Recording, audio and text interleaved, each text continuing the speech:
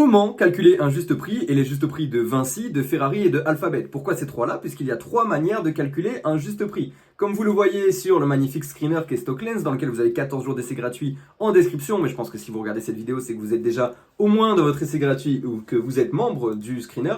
Eh bien, vous avez trois manières de calculer et même une quatrième avec le calcul de rendement sur coût, qu'on va regarder aussi avec Vinci. Alors pourquoi j'ai pris ces trois actions-là? Puisque tout simplement, Vinci se calcule grâce à son résultat net, ça peut aussi le faire avec les free cash flow, ça peut le faire avec les trois Vinci, mais avec le résultat net c'est parfait. Ferrari, là on est plus sur les free cash flow et Alphabet sur les operating cash flow et je vous expliquerai pourquoi, vous allez comprendre assez vite.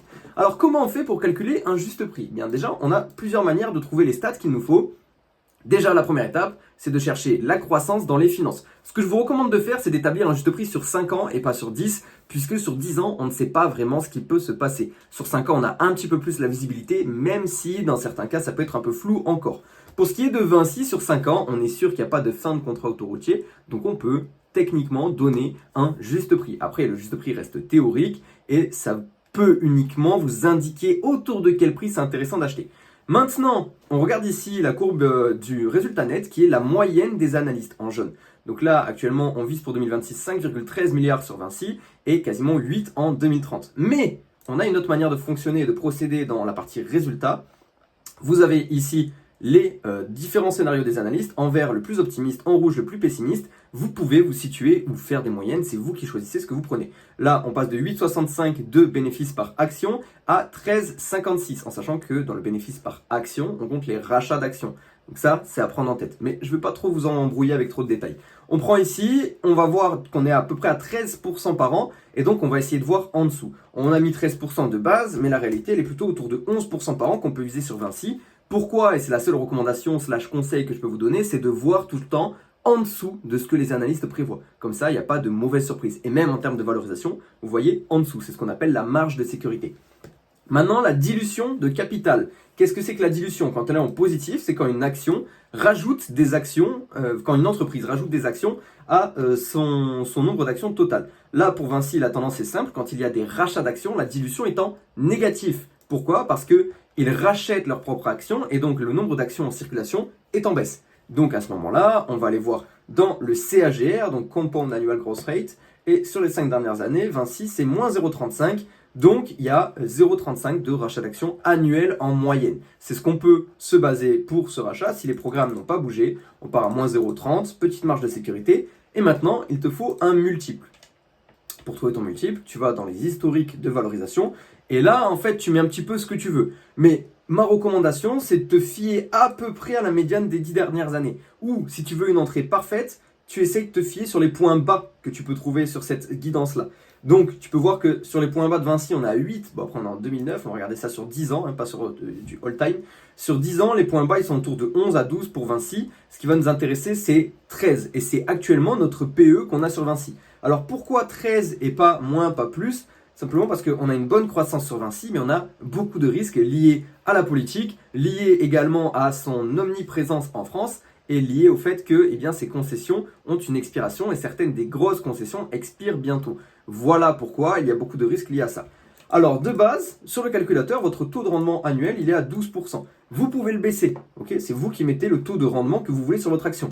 En sachant que là sur Vinci, on a 4% de dividendes quasiment, on peut voir clairement que 12%, pour faire du total return, en vrai si on a 8% avec nos 4%, ça fait 12. Aussi simple que ça. Mais soyons un peu exigeants et visant un petit peu plus haut en ne comptant pas vraiment les dividendes. Si on veut faire du 10% par an sur Vinci, à 13 fois les bénéfices et à un taux de croissance annualisé de 11%, on est actuellement juste en dessous du juste prix. Alors pourquoi? Parce que je l'ai dit encore une fois, Vinci est une action qui est risquée, considérée comme risquée en tout cas pour plusieurs facteurs.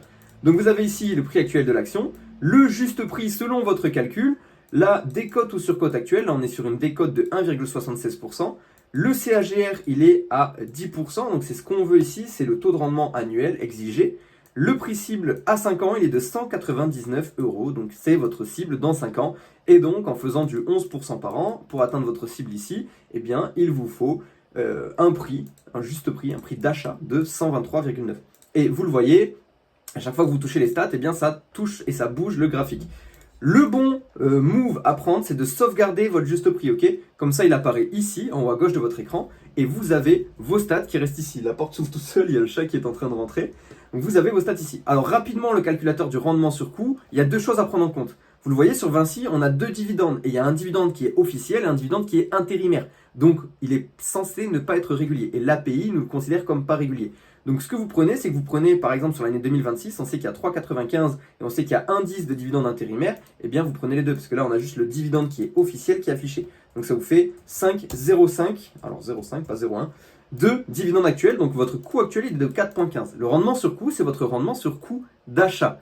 Le rendement sur votre coût d'achat, il augmente avec le temps si votre entreprise que vous possédez rachète ses actions ou bien a de la croissance sur son dividende, puisque vous avez acheté à un prix donné et le marché, lui, continue de monter, le dividende, le rendement reste autour des 4%, mais votre rendement sur votre coût d'achat augmente si votre croissance sur les dividendes augmente. Je me montre un petit peu la puissance de ça. Si on voit du 7% de croissance annuelle du dividende sur Vinci, ce qui est largement tenable, et sur 10 ans, on arrive sur un rendement qui double quasiment sur votre coût d'achat. Et ça, c'est très solide. Et ça, en comptant aussi des rachats d'actions. Là, par contre, attention, on est à l'inverse de la dilution. Comme c'est des rachats d'actions, eh bien, c'est en positif. Ici, vous pouvez rentrer les stats que vous voulez, 0,35 si on veut sur Vinci. Vous voyez que c'est un petit effet sur le rendement sur coût également. Voici pour Vinci. Passons maintenant à Ferrari. Et pourquoi Ferrari, on calcule via les free cash flow plutôt que via les bénéfices? Eh bien, c'est simple. Ferrari a des modèles de financement qui font que son free cash flow est réel, puisqu'ils financent leur voiture à crédit, mais c'est eux qui gèrent les crédits. Et donc, le cash touché par les clients est touché en avance, chose qui n'est pas montrée dans le bénéfice. Donc, dans les free cash flow, pour Ferrari, donc qui sont en vert ici, on voit qu'on a une croissance sur les 5 dernières années à 44%, c'est énorme, sur 3 ans 64, sur 10 on est à 18, ok? Mais on va se baser plus bas que ça. Mais pour se baser sur ça, on va voir juste un petit peu au-dessus de la guidance de résultats nets. La guidance de résultats nets, on la connaît pour Ferrari, elle est entre 9 et 11%. Sur les free cash flow, on peut voir du 12% en réalité sur Ferrari. Ce qui va être important, maintenant que vous avez compris tous les facteurs sur la gauche, c'est de regarder les médianes de Ferrari. Et sur 10 ans, elles sont juste absolument exceptionnelles. Donc là, on va aller chercher les points bas. Et les points bas, ils sont autour de 15, ils sont autour de 18, et on va plutôt prendre autour des 20 pour Ferrari, ce qui paraît crédible au niveau des multiples de free cash flow. Donc on passe ici en indicateur free cash flow, vous voyez que votre valeur de référence change. Ça, c'est les free cash flow actuels sur les 12 derniers mois glissants de Ferrari en euros. Nous avons ici notre multiple final à 20 fois les free cash flow et notre croissance à 12 fois. Alors vous pouvez faire avec les flèches, ça vous enlève ici. Moi, je préfère le rentrer directement, c'est plus rapide.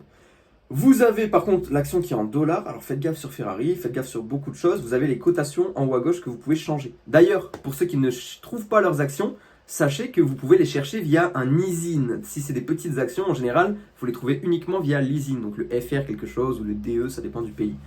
Maintenant, au niveau du free cash flow, vous avez une petite option qui s'appelle les SBC, c'est les Stock Based Compensation. C'est quoi? C'est la rémunération en actions qui est donnée par certaines entreprises à leurs salariés. Et ça fausse les free cash flow. Là, pour Ferrari, ça ne change absolument rien de mémoire. Vous avez la stat ici, 0%. Voilà. Les SBC ne sont pas présents sur Ferrari. Donc le cash est 100% conforme.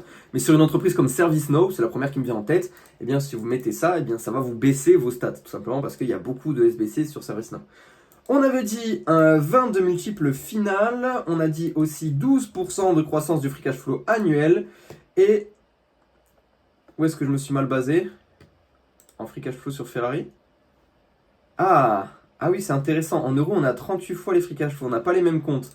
Ok. On est plus autour de 30 sur Ferrari. On va aller chercher les points bas, mais on est plus autour de 30. Mais ça me paraît cohérent, là, le prix que j'ai vu affiché. Ouais, les plus bas qu'on ait jamais touché, ouais, on est plus autour de 30. Bon, là, on est une nette de 2018 où il y a eu beaucoup de sous. Mais on en est là. Et donc, on veut un rendement annuel exigé, pas de 12%, plutôt de 11% sur Ferrari, parce qu'on a 1% de dividende, même s'il est doublement taxé, malheureusement. On a beaucoup de rachats d'actions sur Ferrari. C'est très visible, regardez. Ici, comme vous voyez sur votre graphique, eh bien, on a un CAGR sur les 5 dernières années à 0,76 de rachat d'actions annuel sur Ferrari et ça continue à augmenter. Donc on va se mettre à 0,60 et vous voyez ici, notre juste prix, il sort à 304 €. Alors j'avais déjà calculé, il sortait à 284, je sais pas quelle stat on avait mise, mais ça me paraît assez cohérent ici avec un objectif à 512.